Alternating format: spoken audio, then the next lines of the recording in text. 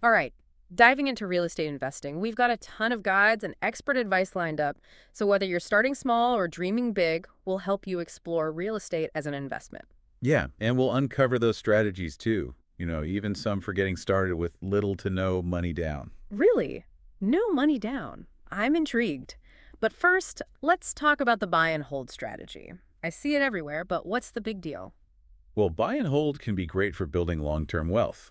You get that passive income from rent, right? Plus, the property's value could go up over time. That sounds pretty appealing. But the guides all suggest starting with familiar properties like single family homes or condos. Doesn't that limit our options, though? Especially if the market's slow. Hmm, good point. Yeah, starting with those familiar properties, it does help minimize that learning curve, especially for beginners. But in a slow market, you might need to look around a bit more. Yeah. Gotcha. So, what about turnkey properties? They sound interesting for a hands off approach. Oh, definitely. Turnkey properties are awesome. They're basically move-in ready rentals, often with tenants already in place, so huge advantage for new investors. Super convenient. And it makes entering the rental market, well, a lot smoother. So, less stress for newbies. Exactly. But keep in mind, they might cost a bit more, and you might have less control over, say, renovations or choosing tenants. Weigh those pros and cons. So, turnkey is convenient, but not always the most cost effective. Right. Analyze each opportunity carefully and think about things like the property's condition, where it is, and how much rent it could bring in. Speaking of location, the guides say to invest locally so it's easier to manage. But won't that limit our choices, especially if the local market isn't great? You're right, just sticking to your local area, that might not always be the best. Instead, think about areas that, you already know something about. Maybe it's a vacation spot you're familiar with, or a city where lots of jobs are popping up. Familiarity can give you a real edge. I like that, using your personal interests, right? But what about networking? Is it really that important to go beyond online searches? Networking Yeah. can be a game changer, especially for those off-market deals. Talk to your friends, family, even colleagues. They might know about a property before it's listed. Wow, I'll have to be more proactive about that. Now, what about those for sale by owner properties? I mean, is that a good way to save money? Those for sale by owner, or FSBO, properties, they can have advantages. Often more room to negotiate since the seller isn't paying an agent. Be cautious, though. Definitely get a professional inspection and check all the paperwork carefully. Good advice. Now, the down payment, the big one, it feels like a huge hurdle, honestly. What are our options? Let's break it down. For a typical loan on rental property, you'll likely need between 15% and 20% of the purchase price up front. So on a $200,000 property, that'd be between $30,000 and $40,000. But if you're going to live in one of the units for at least a year, you might qualify for a lower down payment, maybe even as low as 3.5% with an FHA loan. Okay, that's a big difference. But what about those no money down options I keep hearing about? Are those for real? They do exist, those no money down options, but you really need to understand the risks. Things like seller financing, partnerships, or joint ventures. Each has its own ups and downs, so talk to financial advisors and real estate attorneys to make sure you understand everything. So, not quite as simple as it sounds, but worth exploring if you have expert guidance. Exactly. And for those wanting to get into real estate without owning property directly, there's REITs. REITs. Yeah, real estate investment trusts. You basically invest in income-generating real estate without being a landlord, like buying shares in companies that own and manage properties. They distribute a portion of their rental income to shareholders as dividends. So, you own a piece of the real estate market, but no property management. Exactly. Diversification and liquidity make them pretty popular. Just remember, REIT prices can go up and down like stocks, so do your research. Got it. We've covered a lot, from buy and hold to property types to financing. What's next? Now, let's find those investment properties.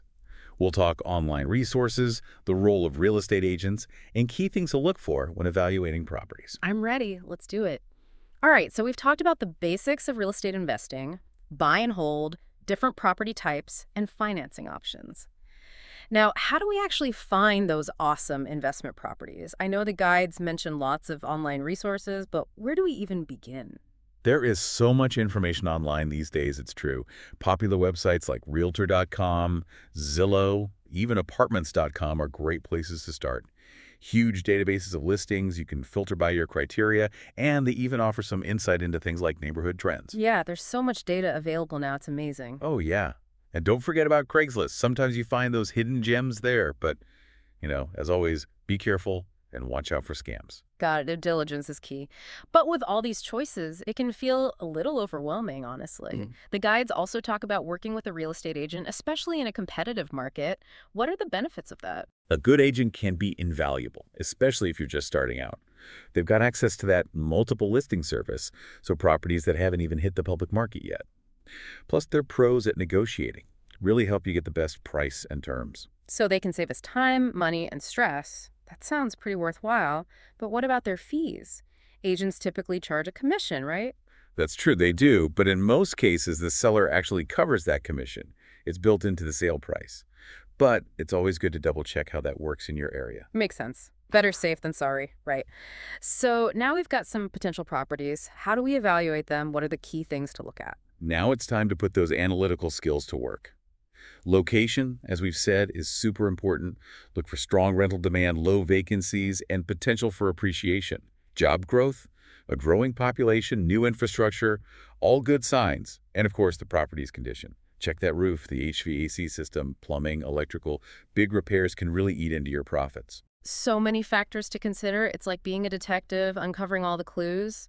The guides mention the 1% rule. Is that helpful here? The 1% rule. That's a good quick assessment tool.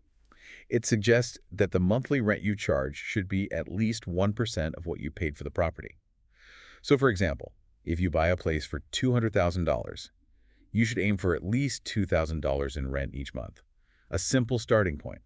But remember, you'll need to do a deeper analysis to factor in expenses like the mortgage, taxes, insurance, and maintenance. Right, so many moving pieces. This is more than just buying a property. It's making smart financial decisions. Absolutely. Think of it as building a business. You need a solid plan, understand the market, and pay attention to detail. Now let's shift gears and talk about mortgages and financing rental properties. It can seem daunting, but we'll break it down. Okay, great. Demystifying the financing world, I like it. Perfect. We've already touched on those conventional loans and FHA loans, popular choices for rental properties. Remember, conventional loans usually need a higher credit score and a bigger down payment, but often come with lower interest rates.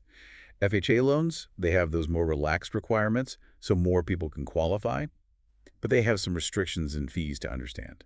Right, it's a trade-off between eligibility and terms. What about other options? The guides mention some alternatives. Oh, for sure. If traditional mortgages don't work for you, there are other paths. Portfolio loans, for example, those are offered by local banks, and they offer more flexibility.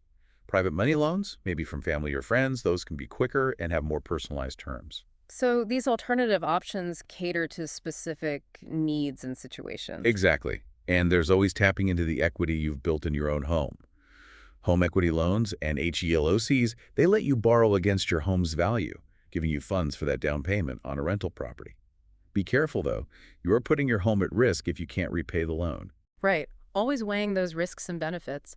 This is making me rethink my own investment strategy. I really appreciate you breaking down these complex ideas. Glad to help.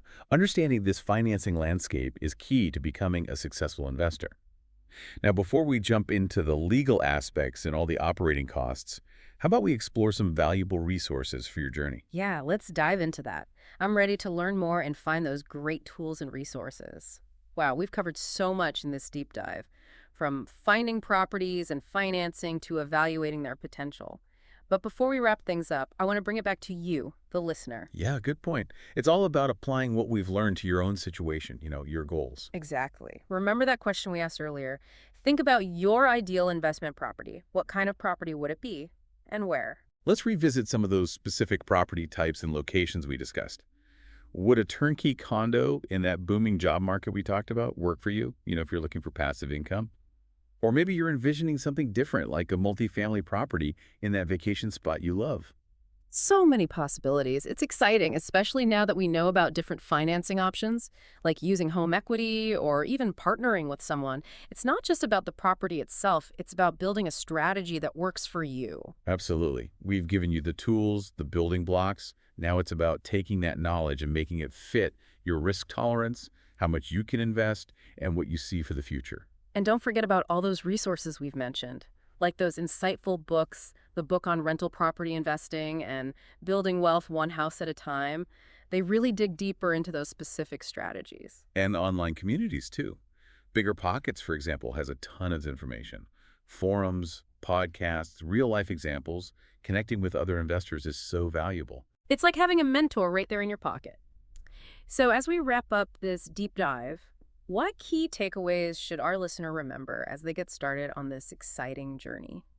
Real estate investing, even for beginners, can be a really powerful way to build wealth, to achieve that financial freedom. It takes research, doing your homework, and being open to learning. But the rewards can be amazing. It's not about getting rich quick. It's a strategic, long-term approach to financial well-being. And remember, there's no single right way to do it. Your journey will be unique. As you move forward, check out those resources we recommended, talk to experienced investors, maybe even attend some local real estate meetups or workshops. The more you learn and immerse yourself, the more confident you'll become. This deep dive has given you a strong foundation, and I hope it sparks some excitement for what real estate investing can offer. Now it's your turn to take what you've learned and start building your own success story. Happy investing, and we'll catch you on our next deep dive.